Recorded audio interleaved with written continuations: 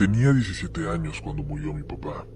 Nos quedamos solas mi hermanita, mi mamá y yo, y empezamos un periodo muy difícil en nuestra vida. Perdimos la casa en la que siempre vivimos. Había problemas de los que mi papá nunca nos habló y así, de pronto, ya no teníamos ni dónde vivir. Una amiga de mis padres nos ofreció un lugar, una casa en la que podíamos vivir por unos meses en lo que nos recuperábamos y resolvíamos eso. Ella siempre la alquilaba, pero se acababa de desocupar y podía hacernos el favor de prestarla. Estaba ahí cerca, en una zona más bonita y de hecho, la casa era bastante linda. De mayor tamaño que la nuestra, era obvio que aunque quisiéramos no la podríamos alquilar una vez que terminara el préstamo. La casa, para ser sincera, se sentía muy fría. Al principio pensamos que era porque estaba deshabitada, pero no. Incluso cuando metimos nuestras cosas, cuando ya estábamos ahí, la casa seguía siendo fría. Yo me pasaba las tardes sola. Yo salía a la prepa un poco antes de que mi mamá saliera a llevar a mi hermanita a la escuela rumbo a su trabajo. Luego ella pasaba por ella y se la llevaba a la oficina, y hasta las 7 u 8 de la noche volvían a la casa. Yo llegaba casi siempre a las 4. No me acostumbraba a estar sola en ese lugar. No lograba sentirlo mío realmente, como mi hogar. Sentía que estaba invadiendo el espacio de alguien más. Siempre me iba a mi cuarto y ponía música mientras empezaba mi tarea, y en una de esas ocasiones escuché algo. Algo que parecía venir de afuera de mi cuarto y que me hizo apagar la música para escuchar con atención.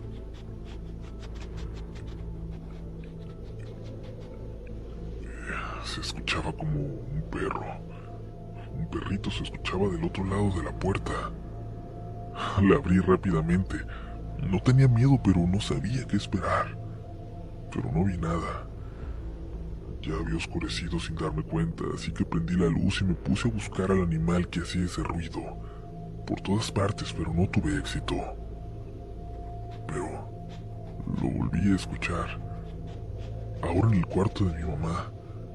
Por alguna razón este estaba cerrado y no pude entrar, pero estaba segura de que ahí dentro había un animal. Les repito, no era algo aterrador. Raro, sí, inexplicable, pero al final de cuentas lo que se escuchaba era un perro. Sabía que habría alguna explicación y lo dejé así.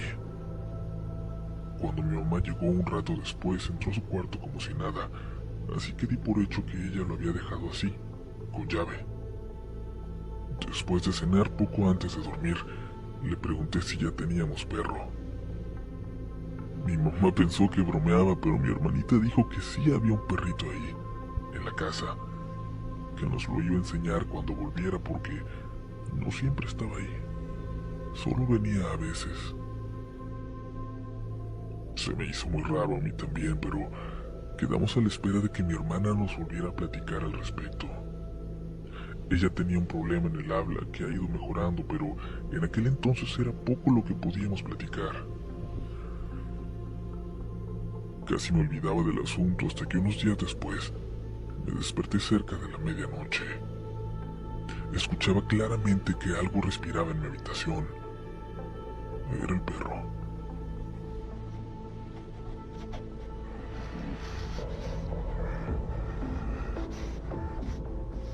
Luego escuché cómo gruñía y me empezó a dar mucho miedo.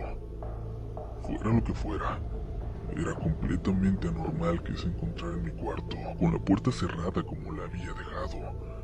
Me tapé la cara. Por fortuna, tengo la mala costumbre de meter el teléfono debajo de la almohada al dormir, así que lo saqué lentamente y le mandé un mensaje a mi mamá. Le dije que sentía que había algo en mi cuarto. Ella entró en mi cuarto momentos después encendiendo la luz. No se miraba muy preocupada. Sentí que no me había creído del todo. Le dije que me iba a dormir con mi hermana. No quería dormir sola después del susto que acababa de pasar. Cuando me acosté al lado de mi hermanita, se despertó. Me dijo: «Te dio miedo el perro, ¿verdad?». porque ya fue a verte. No te va a pasar nada. Las noches siguientes yo tuve más tranquilidad, pero fue mi mamá la que empezó a escucharlo. Todas las noches algo le rascaba a la puerta, como pidiendo que le dejara entrar. Mi mamá corría para abrir y descubrir qué era, pero nunca lo veía, y en cuanto se acostaba se volvía a escuchar. Era una situación muy extraña y de verdad nos convencimos de que había un fantasma en la casa, el fantasma de un animal. Y no era necesario haberlo visto, lo habíamos escuchado con la claridad con la que nos escuchábamos entre nosotras. Luego mi hermana aseguró que ella sí lo pudo ver cuando se le acercaba en las noches, pero no lograba describirlo. Solo nos llegó a decir que era blanco, flaco y blanco. Los días pasaban y lo seguíamos escuchando, y nosotras, que éramos escépticas, aprendimos a convivir con este fantasma o con lo que fuera que estuviera ahí. De hecho, llegamos a hablarle. Le decíamos que no nos fuera a asustar, y cuando nos íbamos las tres le decíamos que cuidara la casa.